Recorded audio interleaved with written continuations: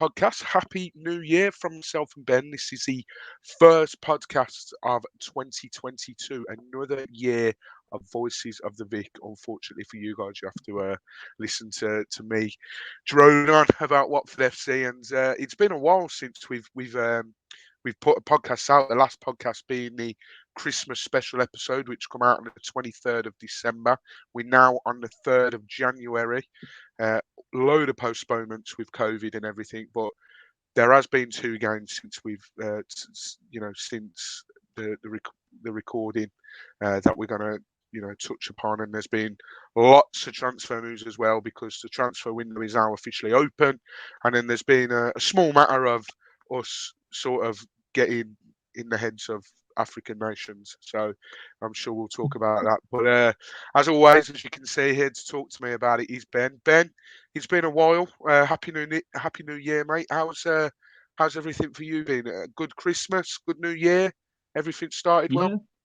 Yeah, yeah, I think it's been good. Been a good Christmas. Isla was a good girl for Christmas. I was dreading the build up.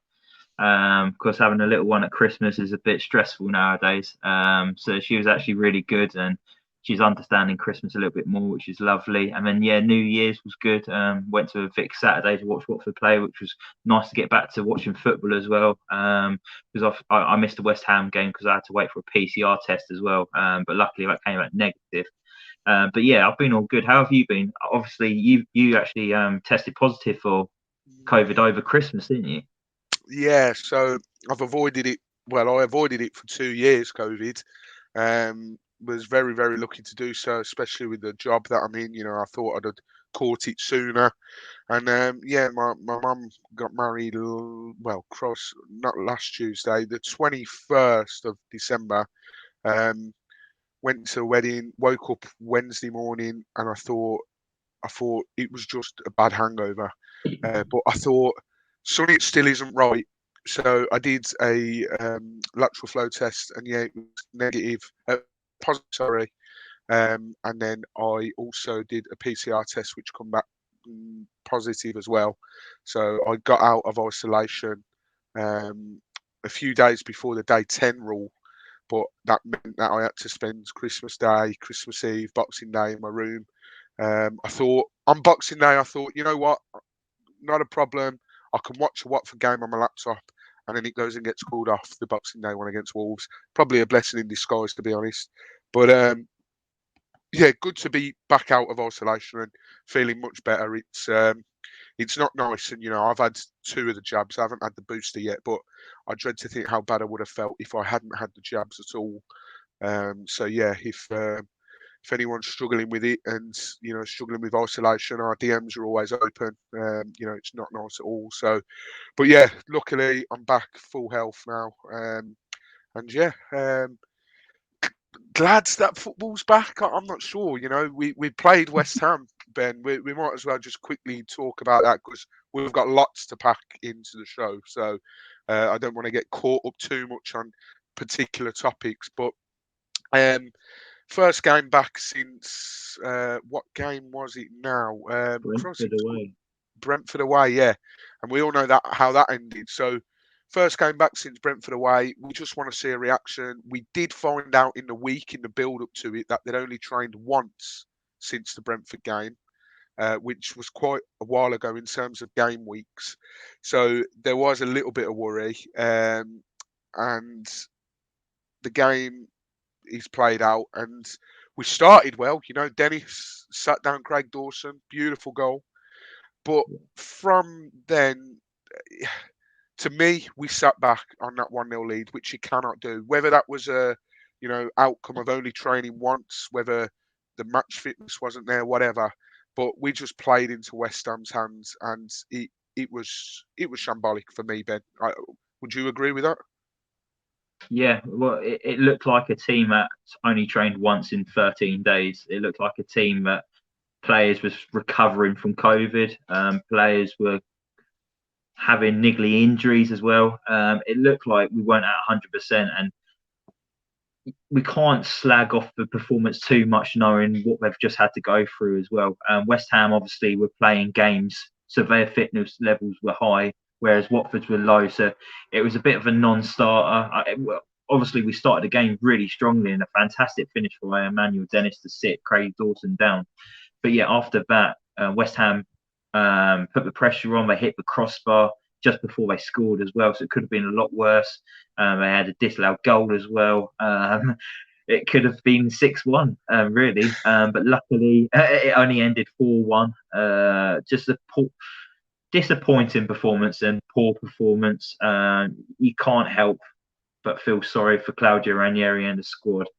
COVID has definitely made football a lot tougher now, especially around these winter months. And I think maybe the Premier League, if COVID is to stick around, they need to maybe look at a winter break, because we can't keep having postponements every year.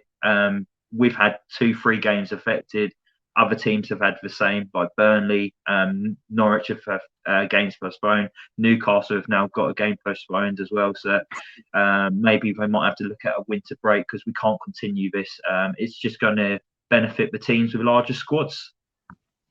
Absolutely, and you know, I dread to think, you know, if even the games that went ahead recently were postponed as well, we would have really been under the cosh. You know, yeah, we might look back on it and we might be like, oh, we've got these games in hand over so many people, but the only way they're going to cram them in is you're going to have to be playing every couple of days. I've seen recently on social media, the EFL have just started rescheduling their ones. So I think it come up on my timeline. Birmingham City, I'm sure they've got a game. They've got 5 games, and it's like they're 2 days apart between it. They might not be exactly 2 days apart, but they're very, very like close together. Tuesday, Thursday, Saturday. I That's think what it will so. end up being like. So And you know, you get more injuries that way as well. and a team in our position is going to struggle anyway. But to have that relentless run of games, you know, it's going to be really unfair. But one thing I will say, if we do manage to stay up, that will be a bigger achievement than any Premier League season we've been in, because the relentlessness of it all, the postponements and everything else, COVID, everything. So yeah, the West Ham game didn't quite go to plan. Obviously, we knew West Ham weren't in the best of form going into the game themselves, but you know, Watford are a bit like a charity sometimes. We like to help out those teams that are struggling. But one of the positives that came out of the West Ham game was Siriota returned, got 90 minutes under his belt. I know he could have done better for the 4th goal, where Bowen went round in too easily, in my opinion. But apart from that, I really enjoyed his one-to-one marking with Antonio. I love that little shove in the back again. It's old school. I love it. Yeah, it's brilliant. You don't get to see it nowadays. I think refs are going to be a bit more clued up on what Siriota is going to be doing each week, so he needs to maybe watch what he's doing a little bit. But I loved how he barged Antonio. Antonio went into another player, and we won a free kick. And then Antonio and the West Ham players, they just lost their heads, and it was like, "What are you doing?" But I loved it, mate. It was like you say, old school defending. I absolutely loved it. I loved how Antonio put I don't know if you saw this, Ben, I don't know if anyone listening or watching, he put like a 6-second video clip up of him and Sierralta grappling, and I can't remember what the headline was on the video, the caption, but it was a wrestling quote, wasn't it? It was he was impersonating John Cena, doing one of his body slams. But I'm like, mate, you got bullies all game. Like Jared Bowen and Cy Benrahma for me ran the show for West Ham. Jared Bowen is some player. He surely won't be long till he's called up for England. But Antonio was quiet, I thought, all game. Sierralta did well, but not the result we wanted for the first game back. But as you say, you know, I was fuming at the time. I think I put a tweet out on my personal account. But looking back on it, you do have to think, well, you know, as you've said, Ben, we had one training session in 13 days. That can't be good for anyone. And you know, not the result we wanted. Fast forward then to New Year's Day, and the we have Tottenham now. Tottenham are really hit and miss. Like Antonio Conte's come into the club, and I think he's got the record for he's been the longest unbeaten new manager of Spurs. Yeah.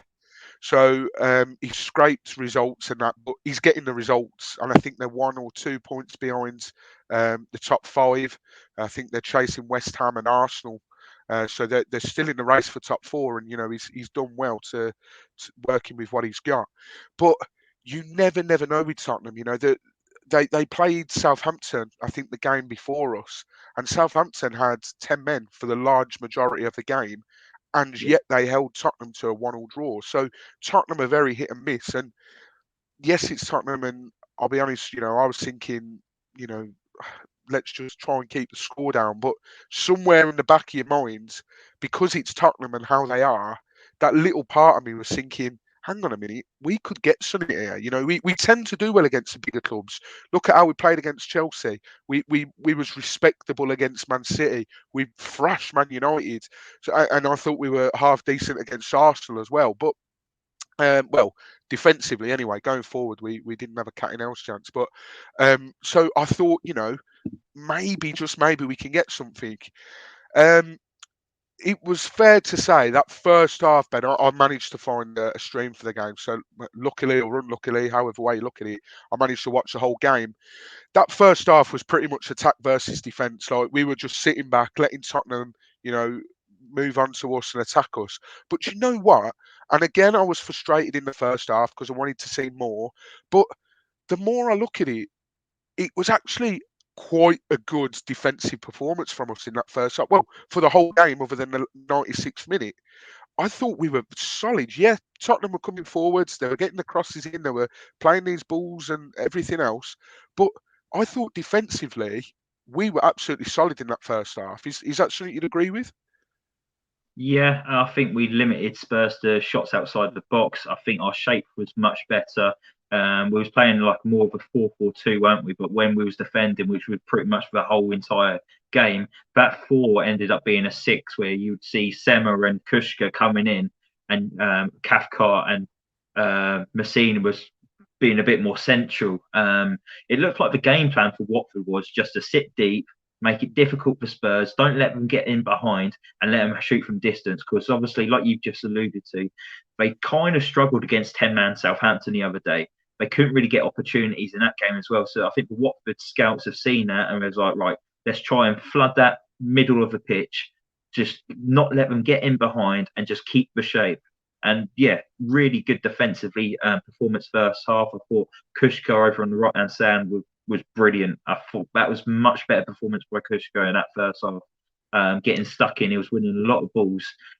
Messina was frustrating me, though. I thought he gave Emerson Royal a lot of room over on that left hand side. But maybe that was a tactic because we saw how poor his crossing was.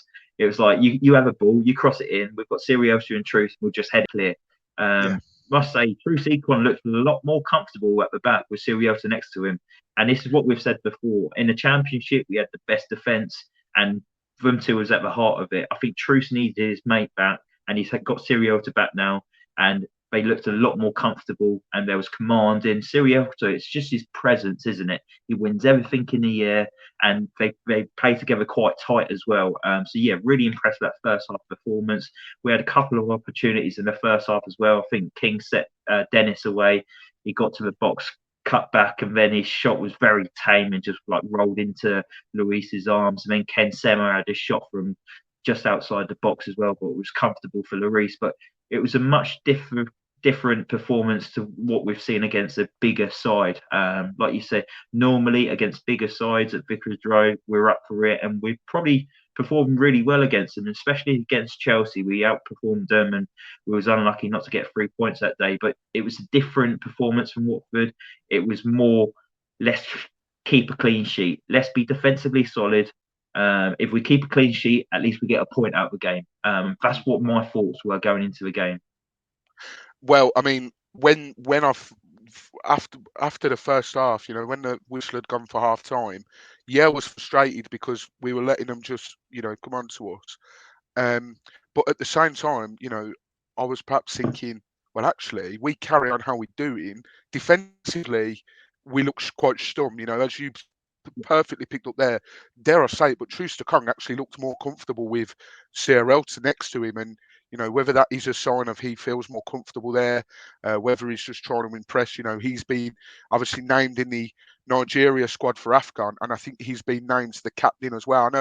I think he's captain anyway, but I think for tournaments you still name your captain, and obviously with a new coach coming in, he could have very easily changed the captain for Nigeria. So whether he's just wanting to impress and go into it in a bit of run of form, I don't know, but he was much better, as you've said, and I completely agree. It was frustrating, but I thought, you know what, we really limited Tottenham. Like, it was frustrating. Adam Messina was very lucky not to give away a penalty in the first half. I thought he was grappling onto Kane, and I thought he actually, if Kane had gone down, he was a bit too honest, and I like that. I love it when players are honest, they stay on their feet. But if Kane had gone down, I think they would have very easily had a penalty. VAR did look at it anyway, but I think the reason they don't give it is because he stays on his feet. I think we was lucky not to give away 2 pens in that first half. The grappling the on other one from the free kick. Yeah, just before half time, and then Trucy come running into the back of Harry Kane, and Kane going down in the penalty box as well. I looked at the guy next to me. I was like, "What the fuck is he doing?" It's like, come on. And then the guy I was sitting next to, he was like, he's the same as Cavaselli. Like, he's got that one moment in the game where his concentration levels go, and he's does something rash out of completely nothing, and it's like, why are you losing your head? Come on, just stay calm. And it's like, I was surprised the penalty wasn't given for that, because I thought that was a pen all day long. Yeah, you mentioned Cavaselli there. Some interesting news about Cavaselli coming up in the podcast. So, yeah. But yeah, I thought defensively, going into that second half, I thought, maybe, just maybe, if we can keep tight like we are at the back, you never know what might happen. We might be able to hit them on the counter. That the pace that we got up front, the players that we got up front, absolutely, we can maybe do something. And then at half time, thinking, Christ, we're on for a first clean sheet of the season. Problem is, we've watched Watford all of our lives, so that it's never going to be as easy as that. I was watching it and I was like, oh my God. I had to turn my notifications off for my phone for like Twitter, messages, WhatsApp, because I was watching a stream I was behind, so I didn't want anything coming up. And I just thought, the longer the game went on, as you always do as a Watford fan, you're just thinking it's going to be a matter of when, not if, they score. Second half, Josh King, brilliant chance, and what a save from Lloris as well. Yeah, I think I saw a Tottenham fan tweet it, and he's spot on. If that's Aaron Ramsdale, then that's getting hyped up. That's getting shown on Sky Sports every day, like his free kick save against Leicester, brilliant save. But that was a superb save from Lloris. Ben, being there, you must have thought that was in, surely. Yeah, well, where I sit right behind that, and it looked like it was curling right into corner, and really strong hand to get on that and bend it round the post. I thought it was goal bound, mate. I thought that was it. That's our chance to get our noses ahead. Great strike from Joshua King. It was just unfortunate that there's a World Cup winning goalkeeper there to stop it from going in. Absolutely, that. What was your take? Just quickly, obviously at half time there was a substitution of Emmanuel Dennis came off. We haven't really heard if it was for tactical or for injuries. I did see he did take a couple of challenges to his ankles in the first half, but what was your take on his performance in that first half? Because for me, he didn't really look at the races. I don't know if that's because the tactics that it was set out where we had to sit deep more, and it wasn't to his liking. But normally he works really hard defensively as well, and for me, it looked like there was something bothering him a little bit. And we obviously going to talk about the whole AFCON situation later on in the pod. But for me, he looked like he was a frustrated character. He was throwing his arms about a few times as well, and it wasn't the Emmanuel Dennis we've seen in the previous games. Yeah, no, he did cut a frustrated figure, absolutely. When I saw João Pedro coming on at half time when the second half was starting, I thought, oh, brilliant, João Pedro coming on, happy days, hopefully for Sema. And how weird is this, right? I was listening to a couple of the old clips we used to put out when we used to put audio snippets of something we'd said in a show. I was listening to a couple of the old ones a few days ago. just sort of reflecting on the work we've done over the last sort of year and whatnot. And I stumbled across a clip of you saying we were on about signing of the year or something, and you actually said Ken Sema. You said, yeah, he's not a new signing, but he's come back from Udinese. How things can change. I mean, he just doesn't. I know this is sort of off on a tangent to your question, Ben, but Yeah. just quickly, he just doesn't look cut out for the Premier League, does he? No, great signing to have back in the Championship, which was his level. He contributed a lot with goals and assists. Defensive work was brilliant as well.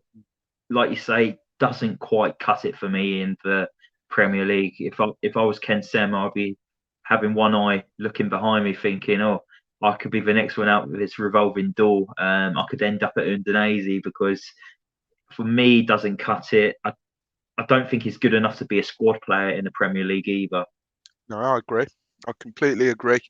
And it is a shame because he was such a fan's Yeah, favourite last season. And, it just shows that sometimes the players can't make the step up. And I think the only reason he's playing at the moment is because of the injury crisis and the COVID crisis we got at the moment. So, that but was his first start of the season since August as well. So it's shown yeah, that obviously, yeah, he did go out injured for a couple of months as well, but it's been a long time since his first start.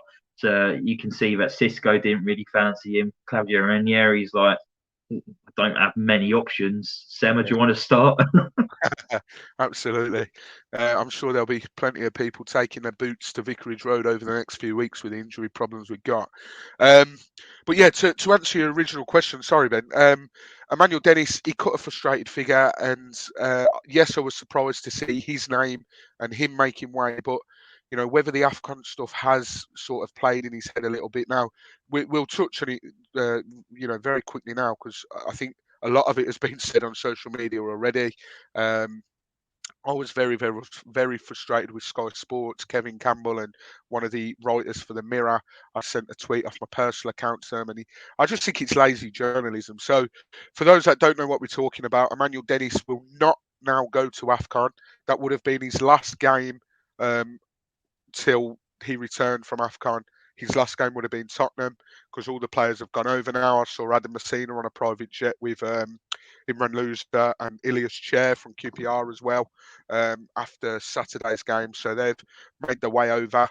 Truster Kong's going to be making his way over as well, amongst another couple of players. But yeah, for those that didn't see, Emmanuel Dennis not going, and the reports are suggesting that yes, there's a new coaching, and it was quite well documented that Emmanuel Dennis actually fell out with the last coach and he didn't want to play for Nigeria, so he didn't get picked. A new coach has now come in, and as far as we believe it, the reports that have come out, it would seem that he wasn't going to be in the plans, like he wasn't going to be a first choice striker, which really baffles me, to be honest. Four-man in the Premier League, only second to most salary in terms of goal sort of involvement, goals and assists. So really, really strange that he wouldn't be a starter. But and apparently Ranieri spoke to him and he said, "Look, I want to stay and help Watford," which is brilliant news if it's true. But we've got a lot of stick from Nigeria fans and a lot of Nigeria, supporters and Nigerians saying, Watford should be relegated. I saw a Arsenal fan who was Nigerian saying that he hoped that Spurs won because of what Watford had done, and I'm just thinking, come on, mate.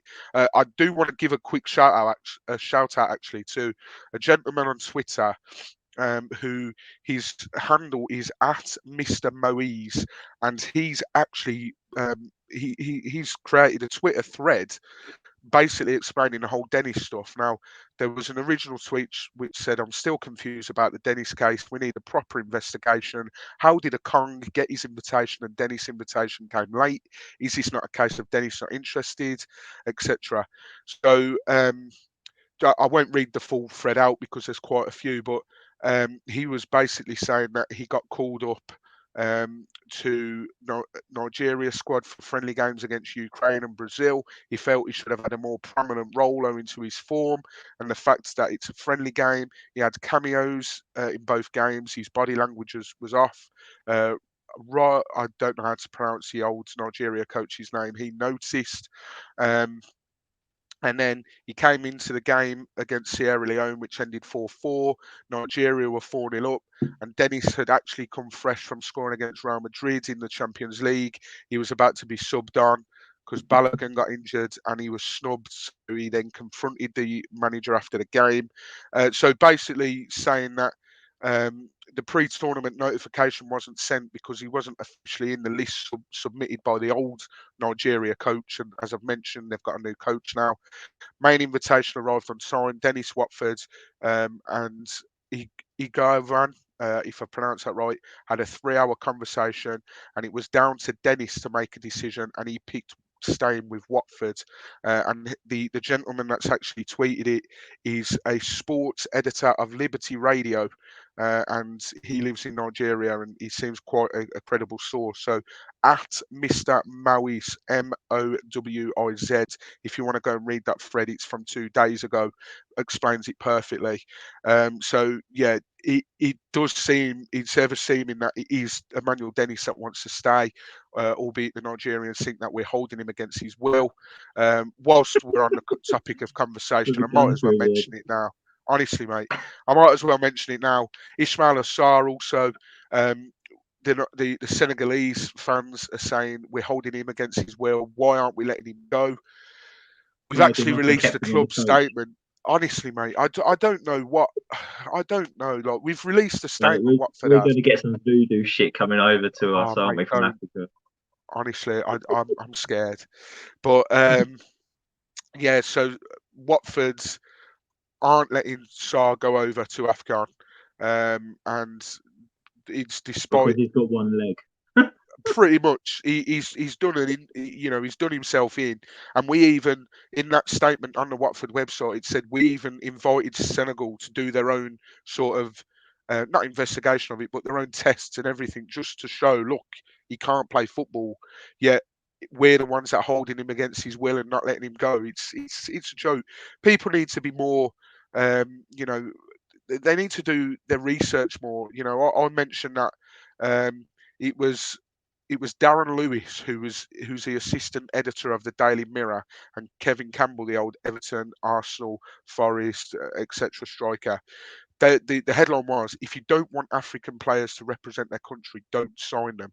And I tweeted back on my personal account and said, gents, you're in a privileged position, getting to speak about football to such a broad audience, something others dream of. You know, we do this podcast. We'd love to speak to, we'd love this to be broadcast to as many people as they get to. And I says, at least have the decency to do your research on the subject and not talk so much drivel. You know, you put a tweet out today, Ben, which I thought was class, by the way, on the podcast account. Something like, which journalist is going to have their say today? My money's on Jamie O'Hara because he shuts out his arse as well. So I don't think he said anything as of yet. Give him time. I'm sure he'll come up with some ridiculous nonsense. But it's just frustrating, People don't do their research, and fair play to the ones that do, and put it out. I've seen plenty of Nigerian supporting people that have actually, not just seeing it from their point of view and actually looked at the bigger picture, and they've been like, okay, fair enough. It's just frustrating. So, yeah, going back to your original question, yes, I was surprised that Dennis was subbed off, but surprised in terms of you'd keep him on the pitch because he's the top goal scorer, but not surprised in the sense of the fact that, you know, he did cut a frustrated figure. So it's very, very, hopefully not a sign of things to come. I really hope not anyway.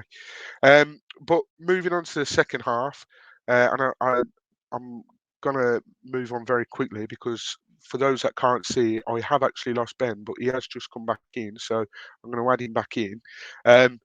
Ben, I haven't moved on. I don't know what happened there, but I managed to style it out just, I think. So I was just wrapping up saying that I was surprised to see Such a Dennis professional, go thank off. you. Wow, I try.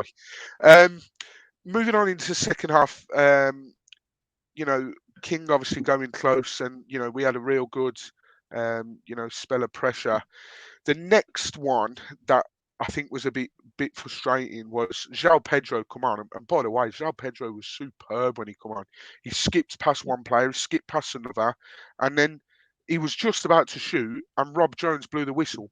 So if he did shoot and it went in, and then he blew his whistle, we'd have been able to VAR check it, and he'd been like, no, okay, not a problem, carry on. But it's just frustrating. Like, he's you always wanted to try and play the advantage, but then sometimes they're just too eager and they're blowing straight away. That was a brilliant piece of skill from João Pedro to get past the two, but that was so frustrating, wasn't it, Ben? That he didn't allow for the full advantage to go on. Yeah, he skipped past Ollie Skip, and twice I think it was, and then got past Davison Sanchez, and then the tug on a shirt, which was very minimal. João Pedro was being very honest. He could have gone down, but he wanted to stay on his feet. He knew how much momentum he had. He just had another defender in front of him, but he had an opportunity to get his shot away, and the referee blew up for no apparent reason. He ruined a really good opportunity. Just played the advantage. Like, you've just seen him run all that way. I don't know if he was thinking he's going to shoot wide or something, but give him the opportunity. If he shoots wide or something, blow up in. I think he just wanted to book the player, didn't he? But you wait for that to go on and you go back to it after the ball's gone out of play. I don't see what he got out of doing it. No, well, this is it again. Too eager to blow the whistle sometimes, and it's frustrating. Who knows what could have happened? Because the free kick, when they were lining up, I just thought, I know where this is going. It's either hitting the wall or going in the stand. And I wouldn't be surprised if it was near, hitting you, Ben, because it was right behind you. So I don't know how close it was. It wasn't too far, mate. It was to the left of me, about 6 or 7 seats to the left of me. So it wasn't far away. But I was just glad that João Pedro, he wanted to take the free kick afterwards, because you saw Messina come up and he was like doing his shoelaces, and it was like, Messina, step away from this. You're not having this. But I was just saying to the guy next to me, it was like, you imagine Messina coming up to him and say, boys, I've got this. Who was the last one to score a free kick? It was Luke. He's still living off Cardiff away, isn't he? That's his problem. When he hit it through the goalkeeper, and the keeper should have saved it. Yeah, absolutely. But and I've been quite critical of him in the past few games, and I think he did all right against Tottenham, to be fair. Daniel Bachmann, brilliant save from Heung-min Son. I thought that was a guaranteed goal, but my word, some save, wasn't it, Ben? And just a word on Bachmann's performance, because the last couple of games I thought he's lost his head a little bit. I think it's quite clear as to the debate that once was of Foster or Bachmann. I'd have Foster back in the starting 11 like that, and I still would, to be honest. But brilliant save from Bachmann and a decent performance from him, other than the goal, which is quite a big deal. I'd like to debate that a little bit. Okay. Bachmann was frustrating for me personally. Yes, he pulled out fantastic saves. That save from Song was world class. To react that quickly, that was the only time Spurs got in behind us, when they looped the ball over the top of Sirielta. Sirielta lost his man for the first time in that game, and it was a fantastic reaction from Bachmann. And to keep us 0-0 at that point was brilliant. But I thought he should have done better for the goal. So there's my missus in the background. If you're watching on YouTube, nice little cameo, Kate. Thank you very much. But for the goal, he should have done better. He just stood still. He seems to stick to that goal line too much for my liking. He doesn't command the box. But we'll talk about that goal in a bit. But also in the first half, I don't know if you remember, the ball went back to Bachmann, and he played it quickly out to Loser when he knew that Loser had a guy around him. And it was so similar to what Bachmann did. Was it Bachmann in goal for the Brighton game? I think it was. And Brighton scored off that with Neil Maupay.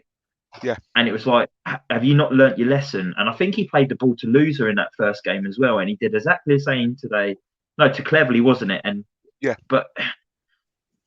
And then he cut a frustrating figure as well. Like, he wanted to get the counter-attack going a few times, and he was throwing his arms up in the air and just jumping in the air like a spoilt brat. And it was just like, he seems too big for his boots. He seems like he feels like he's bigger than the club a little bit, and he's pushing for a move, and he seems unsettled, and he just wants out at the moment, and that's what my personal feeling was of Dan Batman's performance on Saturday.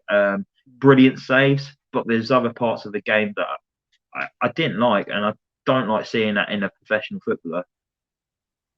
Yeah, I was speaking to our mate Harry Chapman, and he sort of alerted me to a few tweets saying how it's quite funny that Backman wants to leave, considering the guy's reluctant to leave his 6-yard box and leave his line. So that did make me laugh. If those tweets are out there somewhere, that did make me laugh. But the next frustrating thing, Ben, 81 minutes on the clock. It's still 0-0 at this point. No penalty. Now, I've seen a few tweets saying they've watched it back. They don't think it was a penalty. I'm still split, to be honest. I'm still well and truly on the fence because I don't. I think Lloris does get something on it, but like the slightest, if anything. But then again, the rules are rules. If he gets, if he gets a ball, then it's not a penalty. But what was your viewpoint? Obviously, you sit right behind the goal. Good seats. I used to sit right by you as well. So. In real time, that must have looked like a stone waller, surely. Yeah, real time, everyone in the ground thought it was a penalty. Looking back on it, it's so hard to tell if Luis gets there quicker than João Pedro. It's so quick. Even when you slow it down, you can't really tell. And in my opinion, I felt like the ref wasn't 100% sure. And he was thinking, if it was a pen, I'll get told in my ear that it's a pen and I'll award it. So I feel like he kind of let the game flow on, and he was waiting for them to sort it out instead of him making the decision.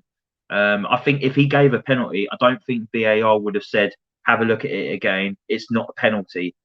But because he didn't give it, I don't think there was a stronger case for VAR to say it was a clear and obvious, because it was so quick you couldn't really tell. And then slowing back on it and seeing 2-3 different angles, I know people have said you can see Lloris touching it. I personally couldn't. It happened so quickly, but the reaction in the whole ground, I think it's the Spurs fans thought it was a penalty as well. It was how quick Lloris came out, how quickly João Pedro was running into the box, and then the ball moves away like Lloris has touched it a little bit as well, because it goes off in that direction like Lloris has got something onto it. But has he got something onto it because of, has João Pedro kicked the ball into Lloris for it to go off in that way? I'm not sure. It's a difficult one to say. We would have loved it to be a penalty. Unfortunately, it wasn't given.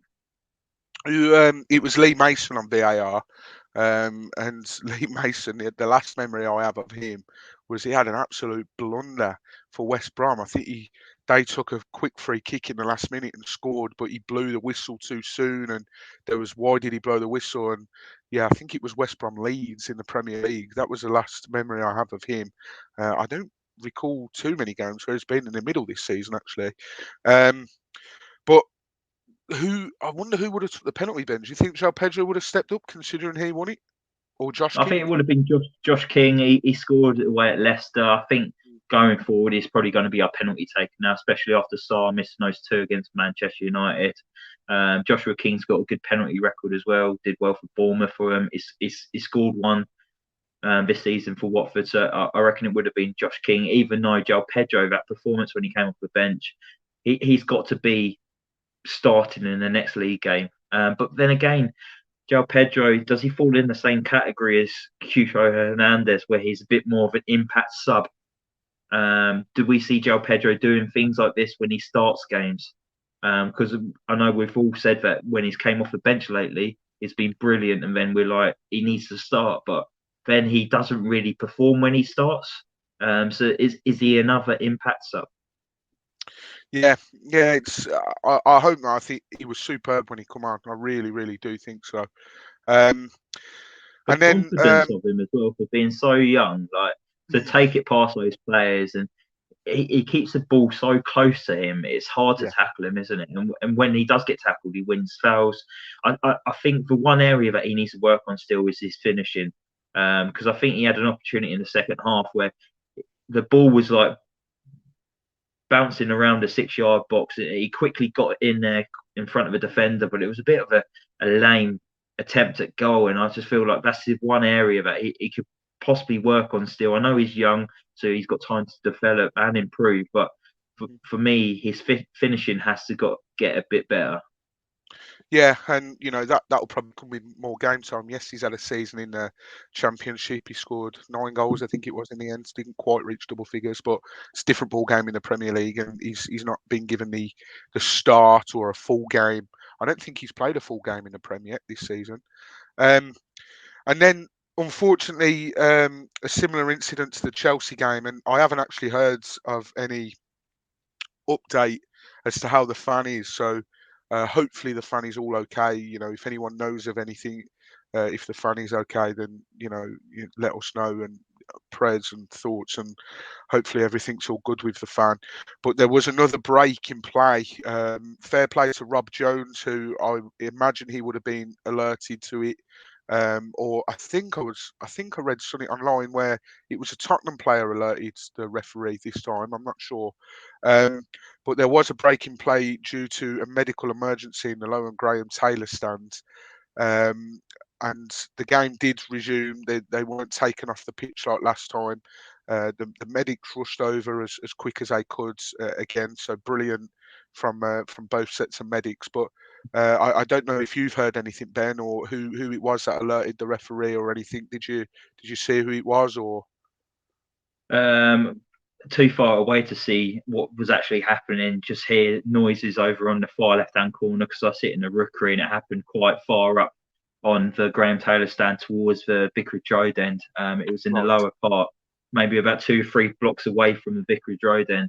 But all he could hear was the fans trying to get reaction off the officials and the players, and then waving their hands as well, instructing something was going on. But thankfully, I haven't heard anything, but I imagine everything's all good. For the game to restart like that shows to me that it wasn't too serious like we experienced against the Chelsea game when the guy had a cardiac arrest and they had to do CPR. I wasn't close enough to see what's happened on this occasion, but with me thinking it was only between 5 to 10 minutes the game was stopped for. For me, I think it wasn't. I don't think it was as serious as the first one we experienced a few weeks back. But what I will say is that the response that we have in the stadium is second to none. It's fantastic. And I feel like if you are to have an episode like this, probably the safest place for you is to be in a football stadium when you've got all these professionals around you, and all the equipment that you need as well. Like, what's to say if this was happening to you when you was walking to the stadium, or you're walking home, or you're walking down the street? You wouldn't have all these facilities and the personnel to help you out. So we're very fortunate to go to an event, a live event with so many people, but still have those quality equipment, the personnel, the first aiders. Being next door to a hospital helps as well. So we're very lucky to have all of this at Watford Football Club. Yeah, absolutely. And I echo what Ben has said, and just reiterate, hopefully the fan is all okay, and everything's all good. And it is a little bit worrying, all these people collapsing at football stadiums. Ever since they've been allowed back in, I don't want to, don't want to guess as what it might be, or talk about what it might be. But hopefully, it's nothing too serious, and everyone's all okay from it. Because of that, obviously the game, the clock continues, and like rugby, I think whenever the ball goes out there, they completely stop the clock. We obviously had it on for injury time, etc. Because of that, there was 8 added on minutes, and it was still 0-0 at the time. And I just knew as soon as that board was shown and it said 8 minutes, I just thought, it's going to happen and I think, was it Kushka that give the foul away right on the edge of the box, and I thought Kushka was bad against West Ham.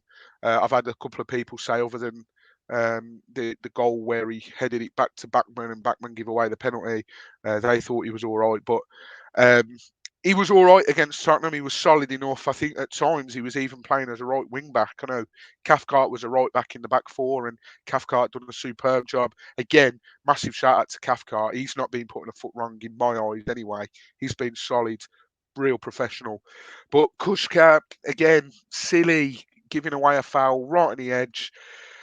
Next thing you know, I don't know who took it. The ball goes in, and Backman comes out, flaps at it, and misses completely. And Davison Sanchez? He rises, easy his head a real win all season. It goes in. I was hoping to see an offside flag or something like that, but I was scraping the barrel. 96 minutes, we managed to keep a clean sheet against Spurs. They win. They score 1-0, and it wins them the game. It must have been in the stadium, Ben, an utter blow. Like it killed me watching on my laptop. But I can imagine the stadium just being like, "What the hell?" Like it was gutting, wasn't it, Ben? 96 minutes. We work so hard defensively.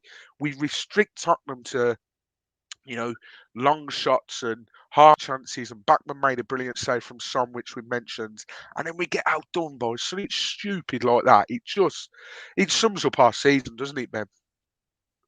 Really does. Being so close to getting your first clean sheet of the season. Watford are still the only side in the top four divisions to not have a clean sheet this season. 96 minutes on the clock, and the ball ends up in the back of the net. Firstly, Kushka was brilliant for about 60 minutes of that game, I thought.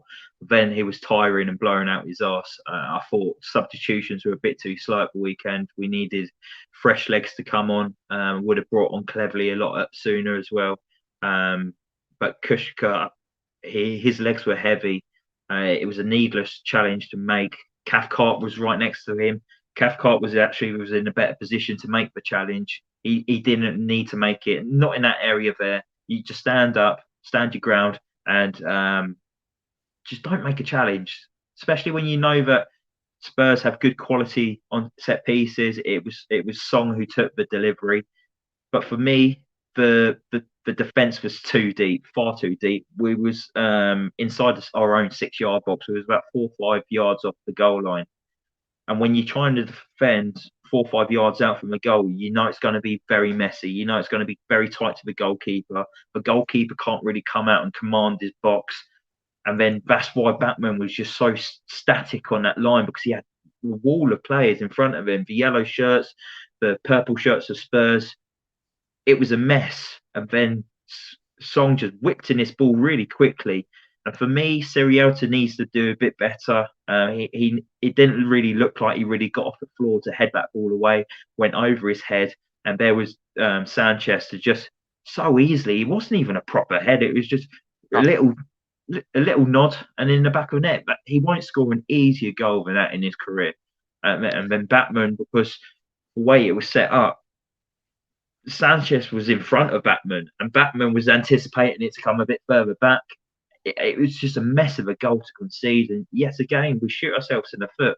Worked so hard for 96 minutes, restrict Spurs to like shots outside of the box, and he got in behind us once, and Batman made a fantastic save from Song. Apart from that, Spurs did nothing. They just crossed the ball into a box, and we was getting rid of it with ease. And then that happens. It's like a story of our season, just like you say. Just to play devil's advocate a bit, Ben, do you not think, though, yes, we held them to 96 minutes. Does that performance give you the slightest bit of hope, knowing what we're about to talk about, by the way, is the transfers, knowing who we've got coming in and rumoured players and etc., where we're looking at strengthening? Does that give you a slight bit of hope that there is still a bit of fight in this squad? We can shore things up defensively, etc., staying up, Ranieri said, we are alive, we will I think we will survive or something. So does it give you any hope at all, or what are your thoughts going into the new year as a Watford fan? Will we have to follow back our friends over at the Second Tier podcast? Who knows? But we did a podcast a few weeks before Christmas, and we did where our listeners can send questions in to us. And we got a few questions, and one of the questions from one of the followers was, do you think we'll stay up or get relegated. And I said back then, but I had faith, and I feel like we'll stay up. I feel like if you bring in the right recruits in January and give Ranieri what he needs, I think he's the man to keep us in the Premier League. After seeing the performance at Brentford, where we went 1-0 up and conceded late on, we lost to West Ham 4-1. We've lost late on against Spurs 1-0. I still believe we can stay in this division. I know we've just talked about 3 defeats there, but I have seen things in games where I think, okay, we're building something. Sirielta coming back against West Ham for 90 minutes, getting another performance under his belt against Spurs. Truce Econ looking better next to Sirielta. Us keeping Spurs to shots outside the box and keeping a clean sheet for 96 minutes. I know we weren't as attacking in that game, but Ranieri had a game plan, and that game plan was almost perfect. Mm-hmm. We almost got that clean sheet. So I do think we'll stay up still. It's still early in the season. I know we're halfway through now, but there's a lot of games to play. There's a lot of points up for grabs. And it looks like we're doing our transfer business very early, which is ideal for Watford, because obviously we've got an FA Cup game this weekend.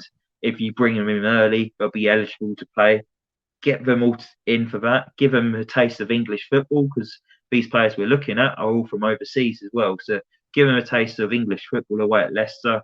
And then the game after that is a big one. It's Newcastle away. And then Norwich at home. And then Norwich at home as well. But at least get them in early, get them to play with the players and work on stuff in the training ground. Hopefully there's no more COVID outbreaks, so we can actually work on stuff in the training ground. But yeah, I'm hopeful, mate. I know it's easy to be like, oh, we weren't great attacking wise. It was boring, or we didn't win again. It's like, but I see little bits of hope. Thing is, we know we've got the attacking quality in the squad. Yeah. Josh King, 5 goals already. Emmanuel Dennis, 8 goals now, I think it is. Sarr's got 5 goals. Yeah, he's injured. He'll be back in February. But Cucho, although I don't think he's good enough to start, he's a live wire. He can make things happen when he wants to. Sema, less said about him, probably the better. But we've got players in that squad that can score goals. And you know, I've no doubt that if João Pedro was to get a run of games and start and play 90 minutes, he would soon start finding the back of the net more regularly as well. So we've got the attacking quality. It's just at the back we need to shore up a little bit, and that's the difference. And you know, we'll talk about it now. You know, transfer window's open. There's going to be rumours flooding through. We heard of a rumour about Steve Cook from Bournemouth. I was like, Jesus Christ, hopefully not. I spoke to Ben today. He looks like Steve Cook's actually joining Forest. Makes no sense to me whatsoever. Bournemouth selling to a championship rival, someone they could possibly even play in the playoffs the way that Forest are going on at the moment. So A, why would they sell him? Because he's a regular starter. And B, why would you sell him to a championship rival? And then as soon realise that C was, I don't actually give a fuck because he's not coming to us. So, but someone that is going to be coming to us by the sounds of it is 2 players. Well, 3, because I've the notes here that are provided by Ben. One of them has come through today. So we've got someone coming from Nice, a left back, Hassane Kamara, and then KAS European defensive midfielder Edo Kayembe, which is interesting that we're bringing in a defensive midfielder. I can only assume that because losers go into the African Cup of Nations, we need someone there, and obviously Etabo's out injured for the season. So it's understood that Kamara, who is at Nice at the moment, his contract runs until 2024. He's in the UK to finalise the transfer. He's 27 years old and he's expected to join for a fee in the region of £4 million. He was highly regarded in Liga, and last season, playing 36 times for Nice, scoring 2 goals and assisting another. A little bit about Edo KMB, and like I say, these are courtesy of Ben, so thank you, Ben, for the notes. 23 years old, defensive midfielder. He's also played at left back, and he arrives at the perfect time with Loser going to AFCON, as I say. KMB is 6 foot tall and represents Democratic Republic Congo, a nation that did not qualify for AFCON. So I've seen a few people saying, but hang on a minute, he's African. Why are we signing him? Because we're meant to be signing players that don't go to Africa, but they didn't qualify because they're not very good. They're my favourite African nation now. Yeah, I shouldn't really say they're not very good. If any of the Dr. Congo citizens are listening, I apologise. Please don't put a voodoo on me or my family. I think Dr. Congo was the one that I don't. It's not pronounced Dr. Congo, but I just call it Dr. Congo because it's easier. I think Yannick Bolasie was Dominican Republic Congo. I think I could be wrong. He joined Eupen last season. Again, I hope I'm pronouncing that right. After signing from Anderlecht for a fee in the region of 800 grand, we're expected to sign him in the region of 4 million, with his current contract due to expire next year in 2023. And it's thought that Kayembe, who was considered as a midfield option in the summer alongside Musa Sissoko, so it looks like we were going to look at signing him anyway to apply the finishing touches to the move. So Ben, you happy with a defensive midfielder coming in? Obviously, Loser going out to the African Cup of Nations, perhaps not started as many games as we would have liked as fans, and probably Imran Loser would have liked himself. But happy with that, and obviously Hassane Kamara as well, another left back coming in to provide competition for Danny Rose and Messina. Happy with those two so far from what we've heard? Yeah, well, I don't study these leagues, so it's hard to judge them and see how they are. But yeah, we knew we had to address that left back area. Danny Rose hasn't been fit enough all season. He's performed well against Norwich this season, but he's got to be performing better against the other sides in the Premier League. Adam Messina is an accident waiting to happen. I'm quite relieved that he's gone to Morocco in the African Cup of Nations. So yeah, we had to address that left back area. From what I've seen, Kamara looks quite good, but it's hard to tell from YouTube videos when they put all the best bits together. I found one and shared it on our Twitter page earlier, and it was a performance of his against Marseille about a year and a half ago. And from the 3-minute video, he was highlighted quite a lot in that, and he had a really good performance. He looks really quick as well. From what I can see and what I've seen people on Twitter say is he's probably more like a Kiko Femenia, as in he's very quick at getting forward than Adam Messina, where Adam Messina is a lot slower and he would just hit the ball long all the time. He looks like he can travel with the ball at pace and get back quick enough to recover. He looks like he's good in the tackle as well. So I'm excited by him. I think that's a big transfer done there. And with Kumbende, is it? Yes. Yeah, I think, yeah. The guy over in Belgium. Don't know much about him, but look at the last guy we signed from a Belgium side. Emmanuel Dennis hasn't turned out too bad, has he, sir? And like you say, Etebo's out injured. Loser's gone to the African Cup of Nations. Looking at our midfield, we don't want Sissoko sitting deep because he's better further up the pitch. Ideally, we wouldn't want Kushka in the middle either. Cleverly's better pushed further forwards. We need to have someone who's a bit more defensive-minded. So that's a tick for me as well. I'm surprised that we're signing him for 4 million. As if they signed him for 800,000 12 months ago, and now he's got a year left on his contract. For me, it looks quite steep. But they've must have had a blinder of a season, though. Yeah, it must have had a blinder of a season. But I've had a look at the league or something. They're quite mid-table as well. So it's not like they're a side fighting for European football. But like you say, he must have had a really good season and impress. Or they've just seen an English club come in with Premier League money and they're like, 4 million, please. Exactly, yeah. You mentioned Adam Messina there, how he's quite rash. We had a tweet earlier just replying to some of those clips. If you've not seen the clips, head over to Twitter, which is @VoicesOfTheVic. If you're watching the YouTube, Been quite busy the last couple of days, hasn't it? It certainly has. One of the replies was about Messina, and Steve Maguire summed up Messina perfectly. I've just got to read it out. Messina does crazy things and has a blinder against Man United, then another howler against West Ham. And I think that sums it up perfectly. And Kieran Rees says, Kamara means we don't have to watch Messina's chip balls down the line. Vida and Samir seem good enough for now to drag everyone else through the game without any howlers. So yeah, I mentioned there about Samir. He's another gentleman coming through. Just to mention as well, Eupen, that the defensive mid is signing from, as you mentioned there, they are 12th in the Jupiler Pro League, which is the top division for Belgium. Also, interesting story about the Belgian league. A little bit of a pub quiz knowledge. Oh, yeah. Royal Union SG, who were top of the league by 7 points, only got promoted last season, and they're already top of Brilliant. the league. So that is a brilliant story. Club Bruges seconds. They'll be kicking themselves that they sold Dennis to us. But yeah, it's always good to see a promoted side do well. But I didn't expect them to be top of the league. But yeah, we negotiations are also underway on 2 further deals with centre backs also being targeted. So, firstly, the Athletic revealed that Besiktas Croatian international central defender Domazov Vida is a target, and it's understand that we're closing in on the signing.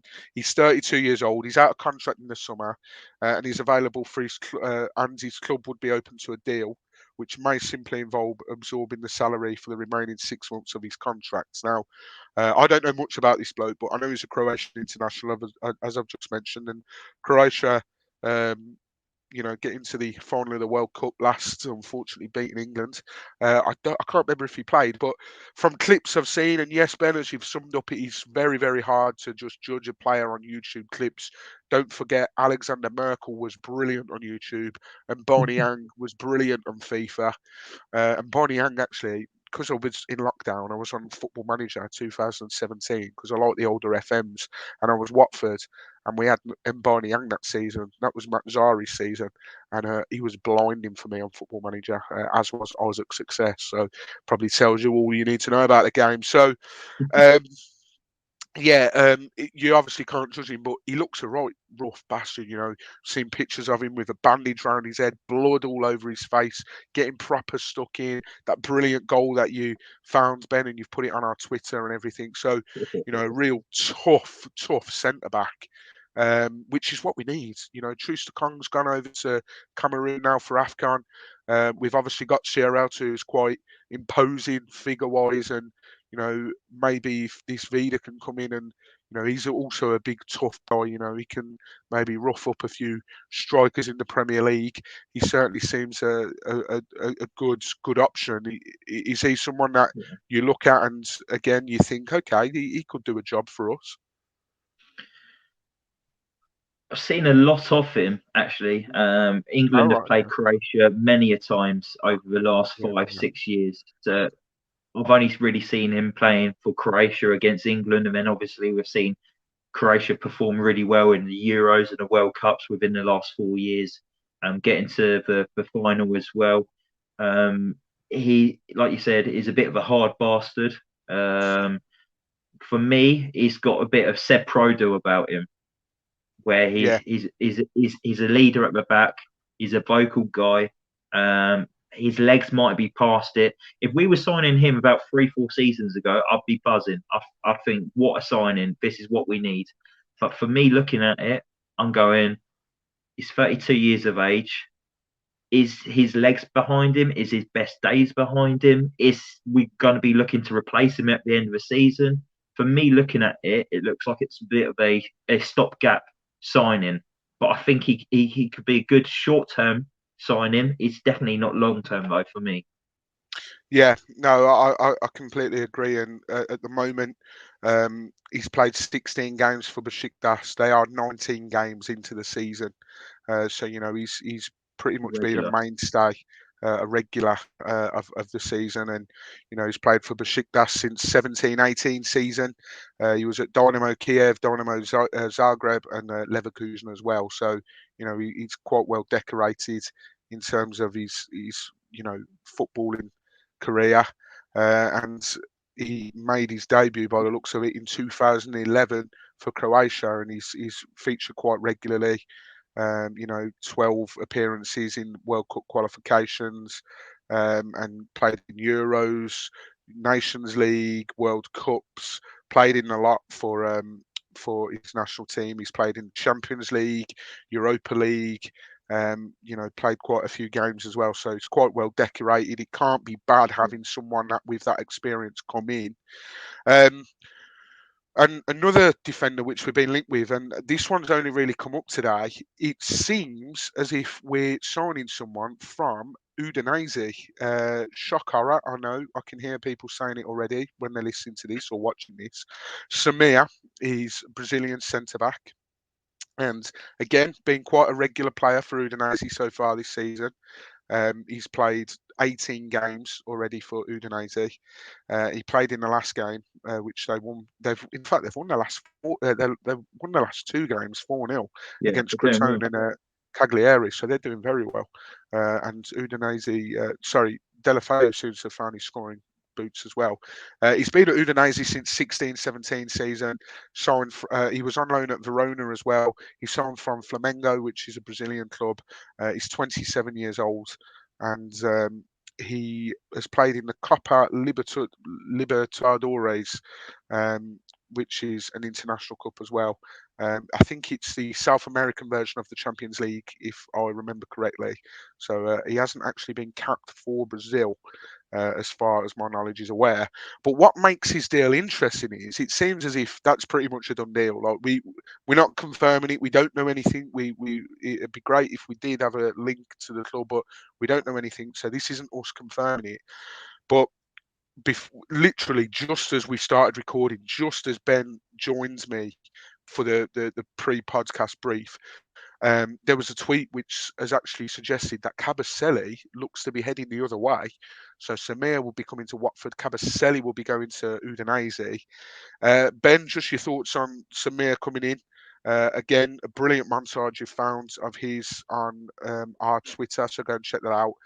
And also Kabasele looks like his time at Watford could be coming to an end, which me personally, I don't know how I feel about that. I do like Kabasele, but as you say, he's always got a bit of a rash side to him and always perhaps got a bit of a mistake in him as well. Yeah. To Samir, I think we don't know much about him unless you watch Serie A football. When the news broke, I messaged Lou Orns quickly to see what his take on him, because he watches a lot of Italian football, being half Italian himself. He says that he's a very good centre half playing in the three. He's not sure about it if he's playing in the two at the back. So maybe Watford are looking to bring him in, and we're looking to change our formation to suit three at the back. He says also that he's a left-footed centre half as well, so we're looking to address that balance in the back line as well. From the top of my head, I don't think we've had a left-footed centre half since Britos, and that's been ages. Since then, we've just been playing the two rights-footed in the back line, and for me, I would like a bit of balance there, because you're always cutting back on that right-hand side as well, unless you're really good with your left foot. He looks good in this video we've put out, but I'm not one to judge it. It's good to see that we're looking to address for centre backs. That's the main issue. And I've seen a picture of him on Instagram and Twitter with a captain's armband on him as well for Udinese. So that, to me, suggests that he's a bit of a leader as well, and hopefully is a vocal guy, because you need that at the back. I've heard that he's supposed to be better than Truce. We've heard this before. When Truce joined, they're like, "Oh, he's better than what you've got." But who knows until they play in the Premier League? It's difficult, isn't it? It's a different league. He's never played in English football before. Hopefully, he takes to it like duck to water, but the jury's out. We'll see. It's just refreshing to know the hierarchy knows where the issues are in the Watford squad, and we're looking to address it, and we're getting it done quickly. So I'm pleased with that. I imagine with Udinese, it would be a free transfer as well, because of Pozzo's money. It's just all Yeah. Everyone's money's their own, isn't it? Really, Watford's money's Indonese's money, Indonese's Watford's money. But with Kabasele going the other way, which it looks likely, I'm the same as you. I'm not too sure how I feel about it. He's a great character, really likable guy, a funny guy. The local man is pleased. We will always remember him for that T-shirt Yeah. he wore as well against in the promotions, wasn't it? But the local man was pleased about Jefferson Llama of Bournemouth. Really rattled him, didn't he? And the Bournemouth fans. But like you say, he's a bit rash. He's a bit like Truce Econ, where it's concentration levels for me with Kabasele. He could perform brilliant for 89 minutes, but it takes that 1 second of madness where he would either get sent off, concede a free kick in the city area, or concede a goal, which was avoidable. But lovely bloke. Wish him all the best. It's not really worked out for him at Watford. I think we brought him in thinking he could be the answer to our defensive woes. He could be the one coming in to strengthen that defence. I don't think he's been the one that's pushed us on to the next level defensively. I think we've just stayed at that level, and we need to look to rise the bar now. We need to stay in this division. And looking at our squad as well, I think we've got too many foreign players in the squad at the moment. So we'll be looking to offload a few. And I think Kabasele will have to go if we're looking to bring in these centre halves. I'd be worried for Ken Sema as well. I think he could be another foreign player who would be looking to leave. Could see him going back to Indonesia as well. So watch his space. Yeah, Kabasele joins in 16-17 season. He's made 115 league appearances for Watford, scoring 5 goals in the process and assisting 2. But yeah, it's not quite worked out in recent years. You know, in recent years it's not quite worked out for him, unfortunately.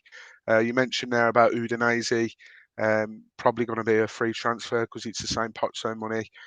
For those on YouTube, you get the benefit of me showing quite a funny meme that I saw posted to the story. This is meant to be Gino Pozzo conducting the transfer. Obviously, a gentleman. For those that are listening to the podcast, it's a bloke on the phone to himself because it's alluding to the fact that Gino Pozzo will be doing the negotiating probably, and Gianpaolo Pozzo, and it's the same people. So I thought that was too funny not to share. That probably puts an end to the rumours about Courtney Horse as well, or Courtney House. I don't know how to pronounce it, from Aston Villa.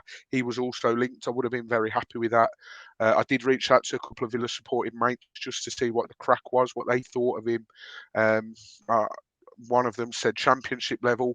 Another says he works hard, but he's just not a good footballer. Horse is okay. There is a reason he's a backup. So, perhaps maybe we've dodged a little bit of a bullet there, but I'd have been more than happy to have him. I think he's, since he joined from Wolverhampton Wanderers, I thought he was doing all right, but I watch him week in, week out. And I don't think it's one to rule off completely. I think at the moment, obviously, it's one to rule out, but he's out of contract at the end of the season with an option for a further year. He's back up at Villa at the moment. He's a left-footed centre half that we would be looking to get. I've just said about Vida. He could be a bit of a stopgap for this season. So maybe long-term, we're looking for him. There's interest from Watford for him, obviously. Otherwise, that article wouldn't have came out.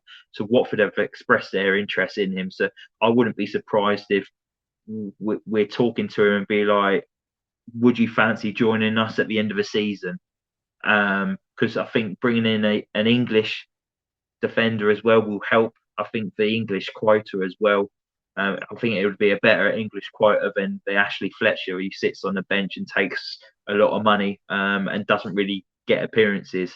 I think Hawes will feature if he does get a move to Watford. I think he'll be playing regularly at Watford as well. So I'm not putting a bin lid on the rumours completely. I think there's something there, and I can see that maybe coming off in the summer if he does continue to not get the game time he's getting at Villa.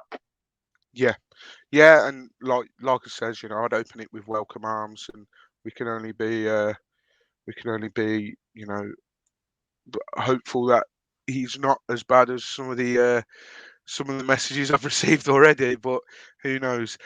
Just to finish off on that Samir link that we were talking about, we have seen that he's supposedly signed a contract until 2025, so a 3-year deal, and we're just waiting basically for these transfers to be announced. And I mean that pretty much sums up the podcast. You know, we've tried to squeeze in as much as we can, talk about West Ham, not too much, talk about the Tottenham game, talk about the transfers, talk about the AFCON fallout and the African nations that hate Watford now, just to add to the list of Wolverhampton Wanderers, Crystal Palace, Luton, Mexico as well. Don't forget, when we rattled the entire of Mexico, Watford might be a small club in terms of the the history, etc. But my word, we know how to rattle quite big places. So yeah, we've talked about that, and we just hope now that those are officially confirmed and wrapped up. And I think, Ben, you've summed it up perfectly. It's brilliant to see us doing the business so early, and it sounds as if Duxbury and Co are going to be back in Ranieri in the January transfer window, which is what we need because of players that we're going to be losing to the AFCON and injured players, and there'll be players coming back from injury as well. So fingers crossed we can, put some sort of team together. Next game is Leicester in the FA Cup on Saturday, the 8th of January. I won't be able to watch it. My Saturday League team is back after the Christmas break, so I'll be there managing them hopefully to another 3 points as we aim for promotion this season. If you want to keep track of how we get on, we are on Twitter at Alton Ravens Sat. Sat is in short for Saturday. So drop us a follow. We're on Instagram as well, and all the information's on there as I hopefully guide them to promotion, and hopefully Watford can stay up in the same season as well. We hopefully won't be, as long as we were from the last podcast to the next one. Hopefully COVID doesn't interfere in any more of our games, and we'll be back on the Sunday to talk about an FA Cup tie. It'd be nice to talk about Watford getting through to the fourth round, but our record at Leicester isn't very good, and we're obviously against the holders of the FA Cup, so that always makes it nice and easy. But yeah, we hope you've enjoyed this podcast, and yeah, hopefully everyone's doing well and back into the routine of things, as many people will be back at work tomorrow, myself included. Didn't feel like I really had a break because of having COVID, but hey ho. But yeah, hopefully everyone stays safe, and until next time, we will speak to you next Sunday. You'll hear from us maybe Sunday or Monday, but till then, stay safe and come on, you Orns.